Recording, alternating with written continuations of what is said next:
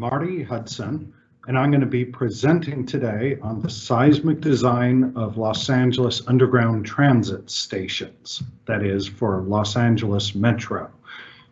My co-authors are Jason Choi, Bill Hansmeyer, and Ken Hudson.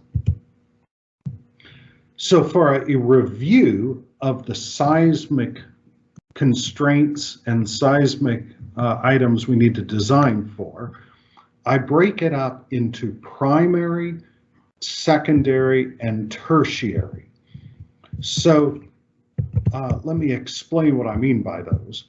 Primary would be ground rupture, that is the actual fault rupture occurring. Secondary is the shaking that is due to the rupture. Tertiary is liquefaction, landslides, and strength loss in the soil. So this presentation focuses on ground motion shaking impacts, although Metro criteria deal with all of these. And further specializing this discussion, the ground motion impacts, although they describe the transverse shaking, tunnel snaking, axial deformation along the tunnels, and circular tunnels, I'm only going to be discussing the rectangular stations and the impact to them from shaking.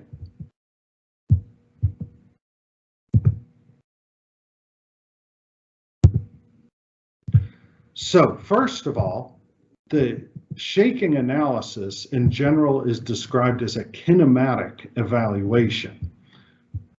What I mean by that is the shaking, it comes up vertically, propagating itself from the deeper ground, from the bedrock, say, and comes up through the earth material vertically in a shear wave manner.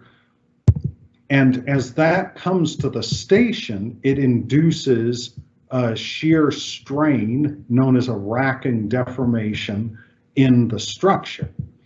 So that's the kinematic evaluation, is a deformation in the station or structure due to the deformation of the ground. First, I'll describe the simplified method, which is a pseudostatic method, meaning it's what some people refer to as a pushover type analysis. So instead of running a time series model, instead, we look at pushing the underground structure over and designing and checking the elements for that behavior. It was described in Wang's publication in 1993 and is known as the deformation method of analysis. There are two key considerations. That is, what is the pattern of deformation in the soil and rock, and what is the relative stiffness of the soil and rock versus the station. The parameter R in Wang's publication gives the relative deformation between the two. So if you understand the shear deformation of the ground in the absence of an underground structure, that's delta free field, multiply it by R, then you get the delta of the structure. So the pseudostatic method, you apply a distribution of load, in this case inverted triangular, until you achieve the target amount of displacement. Then you can see if the joints perform well, if the shear and the moment in the walls and the structure are performing well.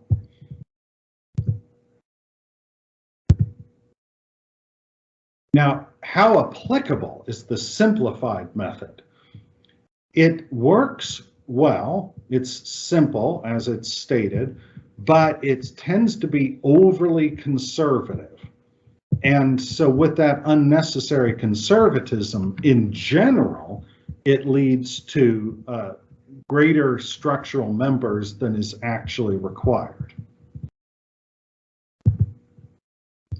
So let's move to the Metro Rail Design Criteria, MRDC.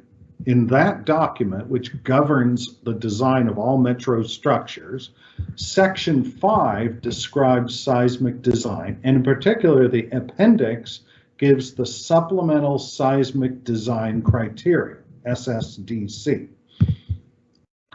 That criteria, the MRDC, says you can use the simplified pseudostatic approach like Wang gave, but only for preliminary design and for checking your more detailed approach to make sure it looks reasonable. So that's method number 1, but method 2 and 3 are a fully coupled 2D dynamic model and a fully coupled 3D model. Now, why would you go to a 3D model? In general, you do it because a station has end walls which drastically increase the stiffness of the structure at the ends. So it's a different racking stiffness at the middle of the station from the ends, and it's difficult to capture that without a 3D model. And secondly, underground structures in the metro network have a lot of appendage structures, and it's difficult to understand the influence of those without a 3D model. So for application of the simplified method, as we described, it's only for preliminary design, and you can also use it to compare it to your more detailed evaluation. So first of all, you need a free field racking deformation. You can use a 1D program such as Deep Soil or Shake 91, and you develop 7 time series to run through the model. Then, once you multiply by R, you have a racking deformation, delta S, you want to apply. And then you need to try it with both a concentrated force and a triangular distributed force and see which is the worst. And finally, there are some assumptions that have to be made. If these assumptions aren't met, then it's not a good idea to do the simple method. It has to be rectangular, have uniform soil medium or rock medium around it. You cannot have interaction with other tunnels or structures. And the structure must have uniformity along the length so that 2D works well. Here are some example projects in the metro network that used the simplified pseudostatic project. Here's a station of the Gold Line East Side extension. And then here's the historic Broadway station and the Little Tokyo Arts District station from the Regional Connector project. So those stations used simplified methods.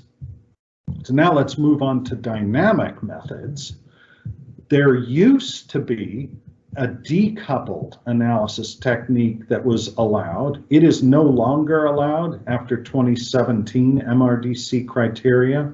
So now everything is coupled, meaning that your one model has to have both the structure and the surrounding medium.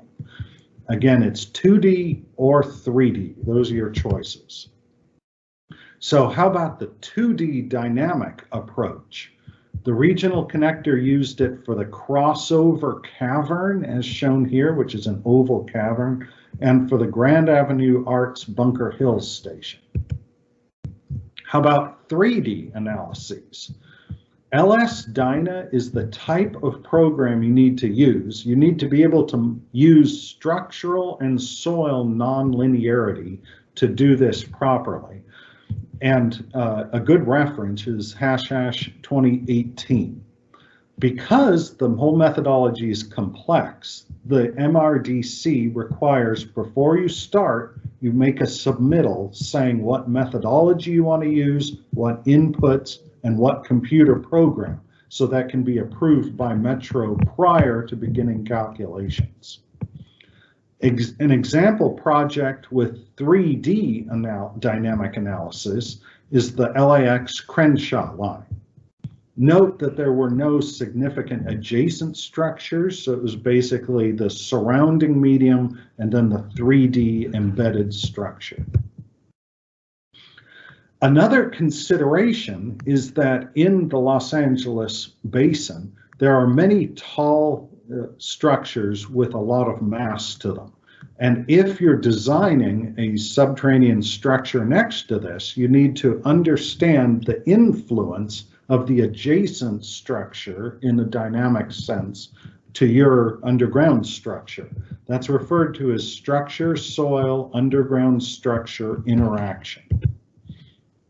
Example projects that use SSUSI techniques were the regional connector, where a future tower is planned as part of the station. So some 2D analyses were done to evaluate that. So if you do this type of evaluation, in this paper, we provide some guidance. First of all, develop a generic 2D representative model of the station or rectangular tunnel. Next, do a screening study to understand for any adjacent buildings, which of those buildings could have a significant influence on your structure. And so as part of that, you need to understand the geometry of the basement next to your subterranean structure. So one thing to be very aware of, and this is intuitively true, the farther away a structure is from your underground structure, the less influence seismically it'll have on it. So things to consider is the seismic frame, which transmits the seismic energy. Where is that located, and how do those seismic forces make their way into the foundations? You want to look at that and understand the load frame, etc. In general, if it's within a one-to-one plane for your proposed subterranean structure, then you have perhaps a significant influence. So then you build a model. You have your proposed subterranean structure, your adjacent structure with the basement modeled and the foundations through which the seismic forces would be transmitted. Then you can build your superstructure with appropriate masses and stiffnesses. It will need to reflect the modes of your structure. So this simplified model is okay. However, you need to validate that model. So take out your simple model of the structure and check to see if it gives the right modes for as a more detailed structural analysis would give. So in conclusion, Metro has moved to suggesting that 3D modeling be performed in a general basis. The reason for the recent requirement that that be considered is that 3D modeling is much more accessible now than it used to be, and less computationally expensive. I want to thank other contributors to this paper, including from Metro, Dr. Andrews Danielians, the Metro Tunnel Advisory Panel, including Professor Jeff Martin, and many engineering professionals who have been working on preliminary and final design of Metro structures, especially WSP, Ms. Amanda Ilioff, who has been involved in many of these designs.